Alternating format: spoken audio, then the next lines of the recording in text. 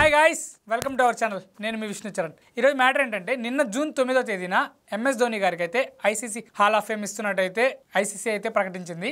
So MS Dhoni గారితో పాటు ఎంతమందికి ఐసీసీ హాల్ ఆఫ్ ఫేమ్ ఇస్తున్నారు, అలాగే ఈ ఐసీసీ హాల్ ఆఫ్ ఫేమ్ ఎప్పటి నుంచి ఇస్తున్నారు, ఈ ఐసీసీ హాల్ ఆఫ్ ఫేమ్ ఇప్పటి వరకు ఎంతమంది ఇండియన్స్కి వచ్చింది, అలాగే ఐసీసీ హాల్ ఆఫ్ ఫేమ్ ఇవ్వడానికి రీజన్ ఏంటి, ఈ ఐసీసీ హాల్ ఆఫ్ ఫేమ్ ఇవ్వాలంటే ప్లేయర్కి ఉండాల్సిన ఎలిజిబిలిటీ క్రైటీరియా ఏంటి, ఇవన్నీ ఈ వీడియోలో చూద్దాం. First thing is first, MS ధోనికి అయితే ఐసీసీ హాల్ ఆఫ్ ఫేమ్ రావడం అయితే మనందరికీ గర్వకారణం. So ICC hall of fame ఏం లేదు guys, ICC hall of fame international క్రికెట్లో క్రికెటర్స్కి ఇచ్చే అతి పెద్ద అరుదైన గౌరవం అని చెప్పుకోవచ్చు. దీనికి ఎలిజిబిలిటీ క్రైటీరియా ఏంటంటే ఆ ప్లేయర్ వచ్చేసి 5 సంవత్సరాలు అయితే అయి ఉండాలి గైస్, రిటైర్మెంట్ ఇచ్చి ఆర్ ఇంటర్నేషనల్ మ్యాచ్ ఆడి, అప్పుడే ఈ ఐసీసీ హాల్ ఆఫ్ ఫేమ్కి అయితే ఎన్నికవుతారు. ఇంకొకటి ఏంటంటే ఈ ప్లేయర్ ఇన్ని రన్స్ కొట్టి ఉండాలి, ఇన్ని ట్రోఫీస్ గెలిచి ఉండాలి, ఇలాగేం ఉండదు.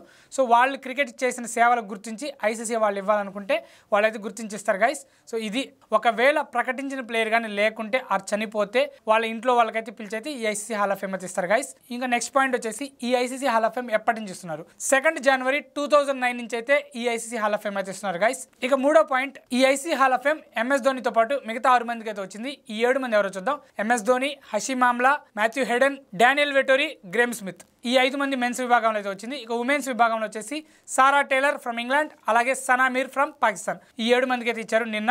ఈ ICC hall of fame particular ఈ టైంలో ఇవ్వడానికి కారణం ఏంటంటే డబ్ల్యూటీసీ 2025 ఫైనల్ ముందుగా అయితే ఈ ఐసీసీ మెంబర్స్ అందరూ ప్లాన్ చేసి అయితే ఇస్తారు. ఇంతకు ముందు 2024 వరల్డ్ కప్ ముందైతే ఇచ్చారు. సో ఏదైనా ఐసీసీ ఈవెంట్ జరగబోయే ముందైతే ఈ ICC hall of fame awards అయితే ఇస్తారు గైస్. అదే నిన్న జూన్ 9th ఇవ్వడానికి అయితే పర్టికులర్గా ఒక reason. ICC hall of fame తీసుకున్న 11వ ప్లేయర్ వచ్చేసి ఎంఎస్ ధోని. ఎంఎస్ ధోనికి ముందు 10 మంది ఇండియన్ ప్లేయర్స్ అయితే తీసుకున్నారు గైస్ ఈ ఐసీసీ హాల్ ఆఫ్ ఫేమ్. వాళ్ళలో 2 ఉమెన్స్ క్రికెటర్స్, అలాగే 9 మంది మెన్స్ క్రికెటర్స్ అయితే ఉన్నారు. ముందు ఆ 2 ఉమెన్స్ క్రికెటర్స్ ఎవరంటే నీతూ డేవిడ్, అలాగే డియానా ఎడుల్జీ. నీతూ డేవిడ్కి ఐసీసీ హాల్ ఆఫ్ ఫేమ్ రాగానే నేను అప్పుడైతే సెర్చ్ చేసి చూశాను. 10 టెస్టులు 97 వన్డేలు అయితే ఆడారు నీతూ డేవిడ్. సో ఇక్కడ ఇన్ని టెస్టులు ఆడాలి, ఇన్ని మ్యాచ్లు ఆడాలి, ఇన్ని రన్స్ కొట్టాలి, ఇన్ని ట్రోఫీలు అందించాలి, ఇంత కెప్టెన్సీ చేయాలని ఏమి ఉండదు. వాళ్ళు క్రికెట్ మైదానంలో చేసిన సేవలకి, అలాగే వాళ్ళు ఇంటర్నేషనల్ క్రికెట్లో వేసిన ముద్రకైతే మాత్రమే గుర్తించి అయితే ఐసీసీ హాల్ ఆఫ్ ఫేమ్ అయితే ఇస్తారు గైస్. ఇక డియానా ఎడుల్జీ గురించి అయితే నాకు తెలీదు, ఒకవేళ మీరు కామెంట్లో తెలియజేస్తే నేను రీసెర్చ్ చేసి అయితే చెప్తాను. ఇక 9 మంది మెన్స్ క్రికెటర్స్ ఎవరంటే బిషన్ బేడి, సునీల్ గవాస్కర్, కపిల్ దేవ్, వినోద్ మన్కడ్, సచిన్ టెండూల్కర్, అనిల్ కుంబ్లే, రాహుల్ ద్రావిడ్, వీరేంద్ర సెహ్వాగ్, ఇప్పుడు వచ్చేసి మహేంద్ర సింగ్ ధోని. మహేంద్ర సింగ్ ధోని ముందు 8 మంది ఇండియన్ ప్లేయర్స్కి అయితే ఈ అవార్డు అయితే ఇచ్చారు. ఇక్కడ ఈ ప్లేయర్స్ అందరినీ నేను గారు అని మెన్షన్ చేయలేదు, ఎందుకంటే నాకు రెస్పెక్ట్ ఉంది. బట్ అందరినీ పేరు పెట్టి పిలిస్తే బాగుంటుంది. సో మన రెస్పెక్ట్ అనేది మనకు ఉంటుంది. బట్ ఇక్కడ వీడియోలో రెస్పెక్ట్ ఇవ్వడం అనేది కొంచెం ఓవర్గా ఉంటుంది అనేది నేను గారు అనేది మెన్షన్ చేయలేదు. సో దీని గురించి మీరు ఏమంటారు కూడా కామెంట్లో తెలియజేయండి. సో అందుకే నేను పేరు పెట్టి పలికాను. పెద్ద పెద్ద ప్లేయర్స్ ఉన్నా కూడా వాళ్ళు నాకంటే చాలా గొప్ప వాళ్ళు, కానీ ఇక్కడ గారు అని మెన్షన్ చేయకూడదనే చేశాను. సో జస్ట్ ప్లేయర్స్తో పిలిచాను, నాకు రెస్పెక్ట్ అయితే ఉంది. మీరైతే దయచేసి అర్థం చేసుకోండి.